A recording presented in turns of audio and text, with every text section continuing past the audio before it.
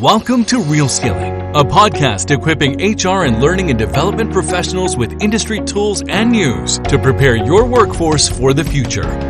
Unlock the power of your teams to reach your full potential with our skills and competency experts. Welcome to the You Have to Do Competencies Now What series. In this fifth session in our series, we continue to focus on competency structures. I'm Catherine Kovar, Principal Advisor of Customer Adoption for Kahuna Workforce Solutions, and I'm joined today by Darren Wally of Fugro. Welcome, Darren. Tell everyone about you and Fugro. Hey, Catherine, and thank you for having me today. My name is Darren Wally. I'm the Subsea and Global Training Manager. I'm also responsible for implementing the new competence framework that we've brought into the company. Fugro as a whole, you might have read, we're geodata specialists, and we're a global company. We operate in all four regions. So the target of the company at the moment, obviously, is to create a safe and livable world. Now, as part of this, we have interest in the oil and gas sector, in the renewables, and these are switching, especially as we're going through a time now where we're changing energy sources. So we're quite into a bit of flux at the moment. So when you rolled out your competency program and you started to do this, you obviously had competency assurance objectives and other items. Overall, what are the objectives of your competency program? Well, within if we take the oil and gas industry initially, we have to apply to certain guidelines. There's an industry best practice. Now, if you look at IMCA, for instance, they set down the competencies required for certain jobs offshore within the oil and gas industry. So we had within Fugro, before we started, it was pretty siloed. So each region were doing their thing. Now what we're doing is we're going down a standardization program. We've brought in a new HRIS system, and we brought in Kahuna to manage and to basically centralize and standardize the competency system within the entire company. If you look at the model in front of you, we take the competency as a holistic venture. So we're not just looking at one little piece, we're looking at every piece so that we can deliver everything that we promise that we're going to deliver to the clients. And by with having that determination to deliver excellence, we build the trust with the clients. So Darren, looking at your model, you've got this structured out of all the different pieces that you have to engage with, right? The internal influencers, external influencers, and then you've got your skills matrix here. So tell me, because I'm looking at this, and your technical competency model is very complex. And so one question that I have is do you make your, as you look at your structure, do you make your competency assignments based upon roles or areas or geographic locations? And a nosy question here, what's your volume of competencies? Because obviously if you've got compliance going on, you've got things to make sure that people stay safe and, as you said, are standardized and doing things the same way across the board. So two questions is, one is, what volume are you talking about? And then how are you assigning these things? It's a bit of everything there.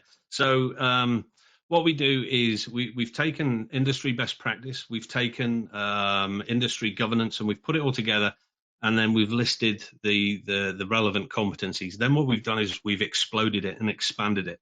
So, for instance, with the ROV industry, you've got the Pilot Tech 2, the Pilot Tech 1, the sub-engineer, the supervisor, the superintendent.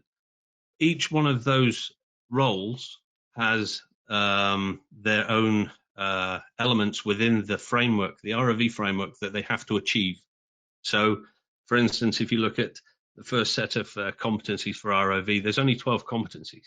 But there's probably, for a brand new guy into the industry, he's probably got about 160 assessments just to achieve those 12 competencies. Gotcha. So It's an incredible amount. But at the end of the day, we've got to do what's right. We've got to provide our clients with competent people, and this is the way we do it. So, as well as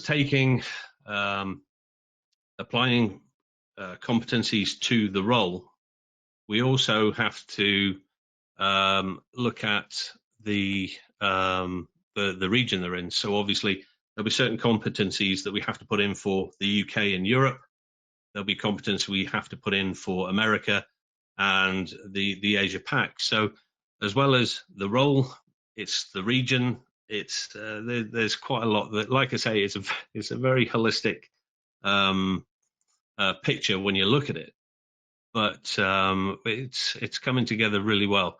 Now let me interrupt sorry. you. So when you put that structure together, then the whole objective also is so that you can overlay those things. So it sounds like you're like those initially you said those 12 competencies that then have 100 different type of elements to it, right?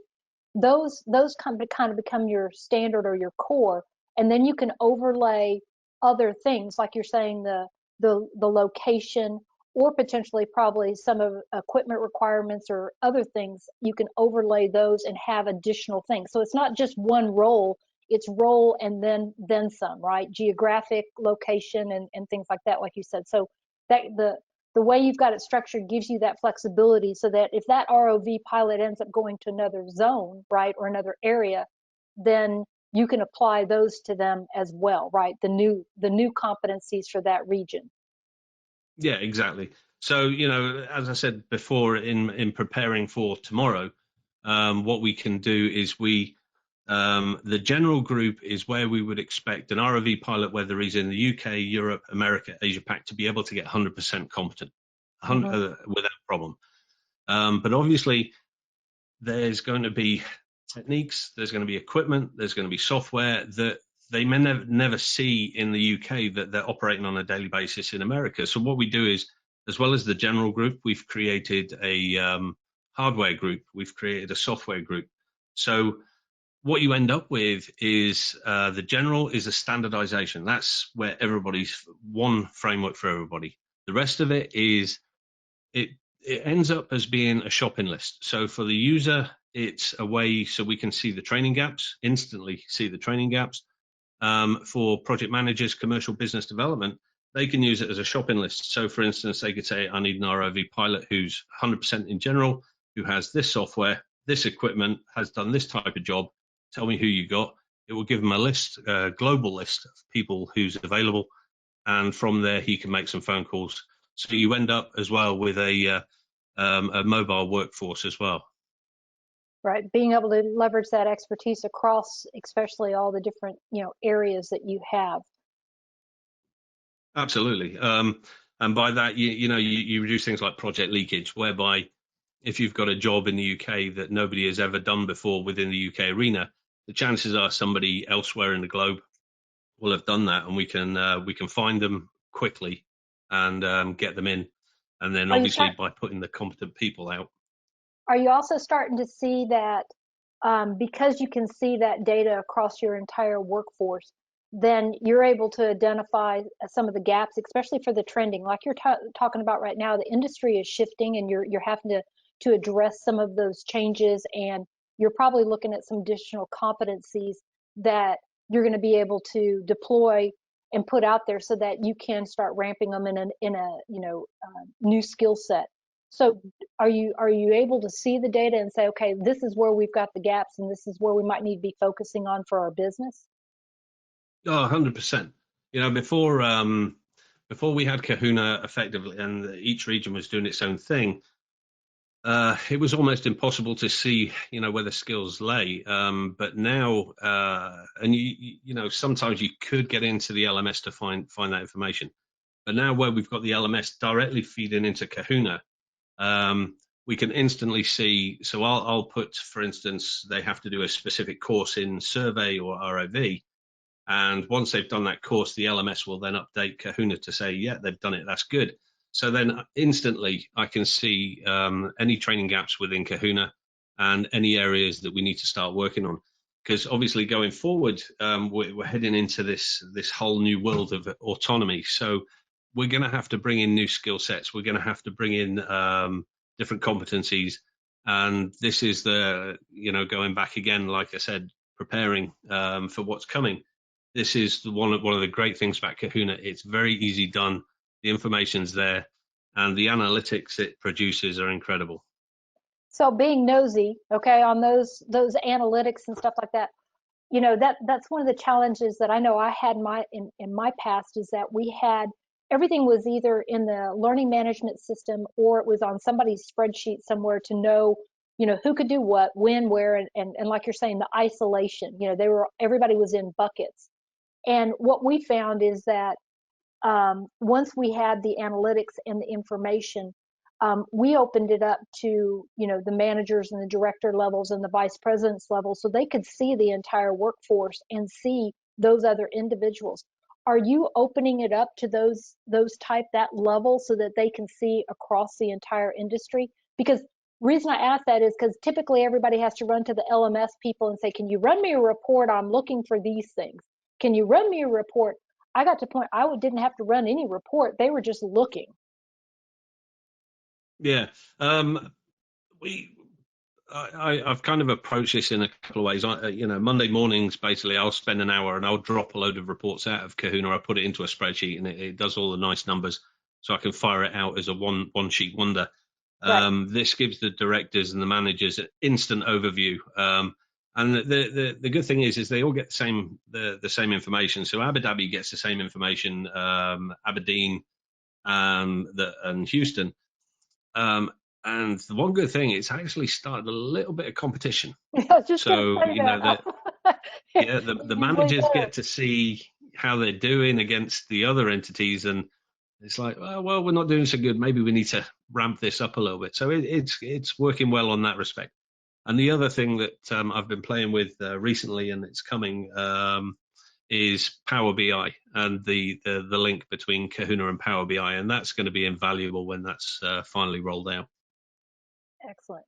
So I'm looking at your model, and you've got all the different systems, the HRIS, the LMS, the skills matrix, the local that you've put out there, that you've got that integration going on.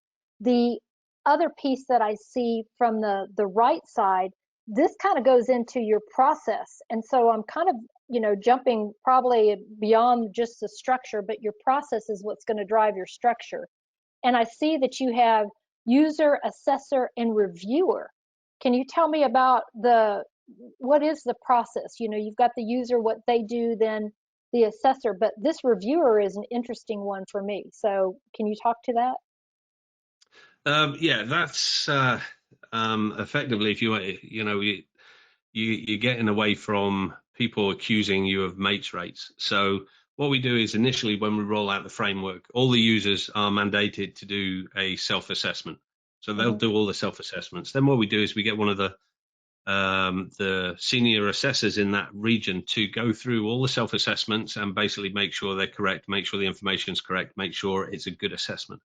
Gotcha. And then once they've done that, then basically my job is, what I will do is I will review both the self-assessment and the assessor's remarks and the assessor's assessment to make sure it's following the process, make sure it's correct, make sure it's not just a tick in the box with a little comment, yes, I saw him do it. Yep. And then once the guys and girls get the hang of it, then what I'll do is I hand the reviewer over to the local senior guy. So then what they'll do is the assessors will start doing the assessments at the workplace properly. The reviewer will basically make sure they continue and the standards continue. So, nobody can accuse anybody of sitting in a bar effectively and rattling through assessments. And then on top of that, what we've got is the auditor. So I would sit back, as the global auditor, and I can just cherry pick. And then just make sure, again, the processes are being followed, make sure the standards are being maintained. And also we can open it up to external auditors. So if we have one of our clients come in, they want to have a look, they want to go through it, we can easily open up the system to them so they can, totally transparent. there's the framework, there's the assessments, and this is what we're doing. Nice, nice.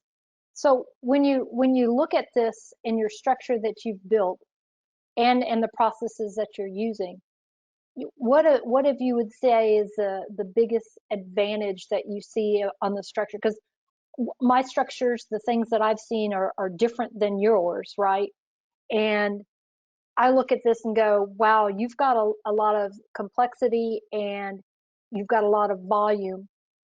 And, you know, my biggest concern when I was doing this was, wow, how am I going to update this stuff? How am I going to maintain this so that, as we talk about somebody moving from one area to another area and then, their competencies following them or not following them, and all those became how do we maintain this?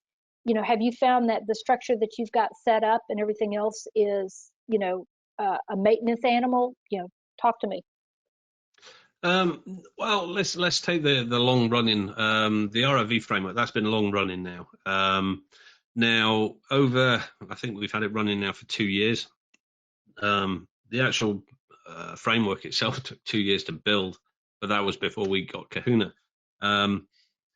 We've had a couple of tweaks, but to be honest with you, it's pretty much maintaining itself. We have a group of SMEs globally that I rely on for input.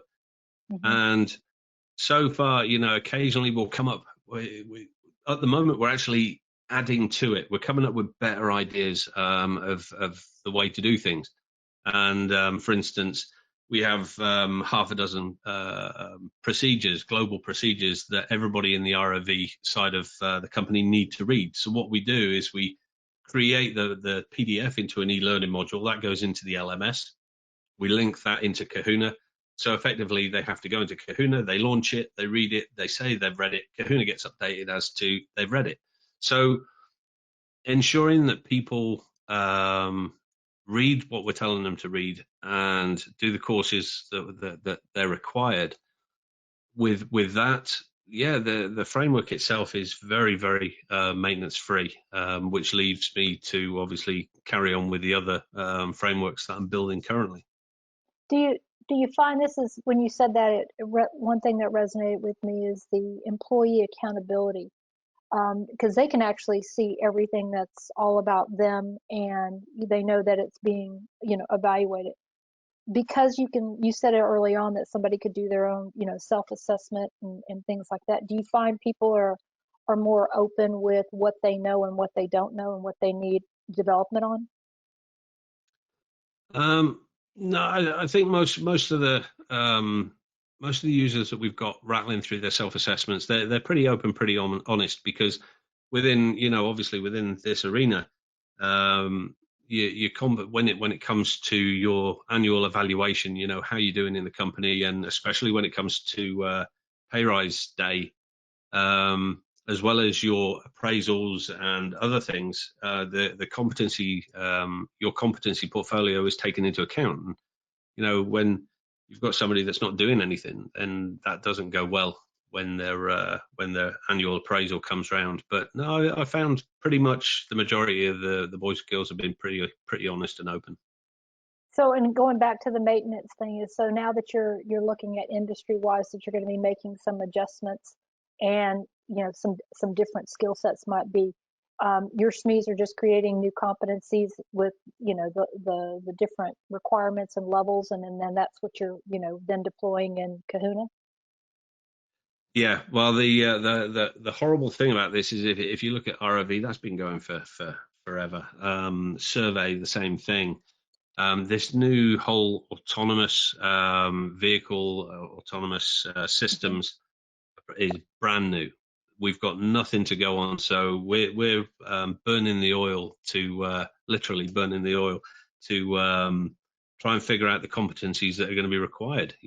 So if we've got a guy working in a remote centre, for instance, in Aberdeen, and he's controlling an ROV in Australia, what competencies does he need to basically prove him competent to fly this unit in Australia?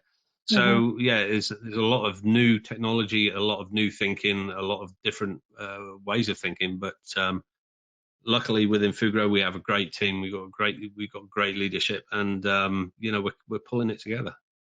Well, and it's the one thing is that I always talk to people about that the legwork on a lot of it is in the front end where you're having to build those competencies. You're going to have to decide your process, and Kahuna is the vehicle that then you take that and you drive that. It becomes the to me, the easy part. You have a system that can support those type of competencies, and even you can have different type of competencies in there, and it makes it easier to deploy. I think that's the biggest thing is now, especially with the industry, we're seeing a lot of change up, and with that change means, okay, we've got new skills that we need to deploy, and typically it would be, okay, how are we going to do this, and what can we see is happening. Once you deploy it, is it the right competency or not so much, or you need to add items to it. Now I have that, as I would call it, the dashboard, to be able to see that. I have the complete mechanism to be able to see how is that going, and that's one of the beauties of the system. So, what do you find is the biggest flexibility that you have in the design that you've got laid out? I think it was, if you're looking at the deployment side of life, when we started and we put the ROV framework together, it involved America, the UK, and Europe. So the thing I like is we obviously got the framework in there, and then I could just deploy it to those 3 regions first. So we see how we go. And then once it's proven in those 3 regions, then I can just quickly open it up, very quickly open it up to the rest of the world. We're doing exactly the same thing with the survey framework, the geophysical frameworks. The regions where the SMEs are sitting, those are the regions where we'll open it up first, just to test the water, make sure everything's good, get any feedback, and then we'll roll it out to the rest of the world. So it's just the speed that I can roll things out. For instance, like, even a simple global procedure, I can roll that out to the entire world in a matter of clicks. It's a matter of minutes. It doesn't take long to do at all. So it gives you that agility that you need. Oh, absolutely, yeah. And the other thing, of course, is I can roll it out to a specific group. So I could roll it out to the survey framework, for instance. I could direct it specifically to a role, for instance, a surveyor grade 1, or I could, or a country, or a job type. It's up to me. And it's the same with the reporting. I can the difference reports are just endless. Anything I want is there, and getting it out there is just very, very quick and very easy. So you made mention of something, and I just want to clarify. You have different levels of the competencies in the system. A lot of people will just do a flat competency. Either you have it or you don't. Do you have different levels? Yeah. So within each competency, say, take an instant one of the general ones, which is like safety at sea. Within the competency, you would have the rating elements, and then the rating elements are yes or no. Pretty much, So I use, have you done this? Have you done that? Can you do this? Can you do that? But what we'll do is we'll have the same question, but so for instance, a junior guy, his rating elements will mainly be, are you aware of? And then as he grows up, it will be, have you done this? And then again, have you managed this, or have you developed this? So it's kind of like the same thing, but each level within the role has different responsibilities the further they get up. So it's quite a wake-up call when you get an ROV pilot who's 100% in general. Then he gets promoted. Then he wakes up the next morning and finds that he's not competent in anything. So he has to he has to go running around to get those competencies in and make sure everything's good to go. But again, the best thing is he can see where his gaps are. If he needs training, he can go straight to his manager and say, look, I have this huge gap here. I need to get this filled. I need the training to fill it.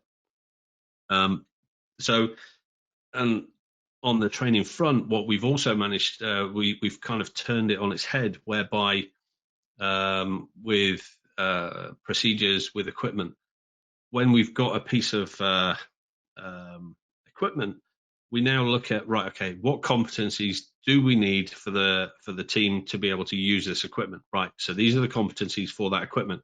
Now, what training do we need to fulfill the competencies? Mm-hmm. So whereas before, and a lot of companies do this, it's like, oh, there's the equipment, and they try and figure out some training to go with the equipment. But we've turned it on its head. It's like, okay, what are the competencies for that equipment? What are the training to satisfy the competencies? And that's the So way we're you're going now. definitely more focused on what training is needed at the right time, right? So no longer just everything, but just very focused on supporting that competency. Absolutely. Cool. So when you're looking at your model and some other things, what are the biggest challenges that you have? Change. Everybody hates change. And over the last couple of years, I've actually turned into a bit of a politician, I think. It's actually, once we get in front of the users and we explain to the users why we're doing this, they all know why we have to do this, but why we're doing this in such depth and the benefits it can give them. Generally, we get a good response. But it's trying to convince the users, our boys and girls offshore, our boys and girls on the projects, that this doesn't actually involve any more work. This is something that you are currently doing, just in a different format. So we're going to get rid of the old format, and this is how you can do it. And once we run through it, we get a great response. But it's just that initial push to get them using it, and then obviously on top of that, it's the management within the company. They're busy guys. They're busy all day, every day, and it's trying to get time with them to show them the benefits of Kahuna, to demonstrate that if you're going to crew up a job, it doesn't need to take a 3-4 hour meeting. It takes one filter on Kahuna, and you've got your team. So Mm-hmm. again, with management, once we can get in front of them and sit down and get their attention and basically go through it step by step, this is how this is going to save you time. If it saves you time, it's saving you money. And also, you get the right man on the right job. And thus, your bottom line at the end of the project is probably going to be a whole lot sweeter. It it almost is because as I see it a lot, is competencies have been done for so many years with spreadsheets and the learning management system, and so it's hasn't been as efficient and effective as we'd like it to be, and so I think that's a lot of the baggage that everyone carries coming over. And so when you walk in to start talking about this, they immediately look at you like, oh, and the roll of the eyes, right? And it's like, wait, no, you've got to see this, it's changed. And that way, that like you're saying, they can see the value with the system and how you're doing it, and the flexibility that it has, and definitely the standardization that it provides. Yeah. When I say standardization, you also have that flexibility. That was the one thing that I felt that, and I'm sure you've gone through that when you were working with each one of your different regions and selections. They felt like they weren't going to be, they didn't have anything common, and that each one of them is special. And so, then it's trying to bring them around to say, yes, you are special, and yes, you do have certain things that are special, that these are the core things or the foundation things that everybody needs, right? And then they find that a little bit more of the commonality. But it was a challenge because everybody is special and everybody is unique, and each region is Oh, unique. it was huge, especially when you're developing a framework from scratch, and then you're trying to get the Europeans and the Americans to agree on a framework, and and I'm stuck in the middle, and I Yeah. don't know how many meetings I had where I think the catchphrase of the meeting was, just because you've been doing it that way doesn't make it right. So it's compromise, but there's it does take time, but you always reach that happy medium where one side is happy, the other side is happy, so then you move on. Mm-hmm. um there would be absolutely no point in rolling this out if we didn't have global consensus and global standardization, because it would just never get done. Right. You had to get them to the table first to be able to have that commonality and that agreement in order for it to move it, further along. Oh, absolutely. So a lot of very long nights, a lot of very hard conversations, but it's coming together slowly, but it's coming together. Well, congrats. I think, like I said, looking at the complexity and especially with what y'all do and obviously the safety and the development of individuals is critical to the business. And, if I'm looking for somebody from a company that has, something that can show me that they take their people seriously, I think this is, obviously one that shows that you care about your employees, you care about your business, and the development of them, not only from a safety and compliance standpoint, but also a growth standpoint. So hats off to you. Y'all done an awesome job. And like I said, your model is very complex, but it lets people know that it might be complex, but when you go to execute it, it can be made easy, right? Yeah, exactly that. It looks complex, but the trick is to be able to do it in such a way as it basically maintains itself.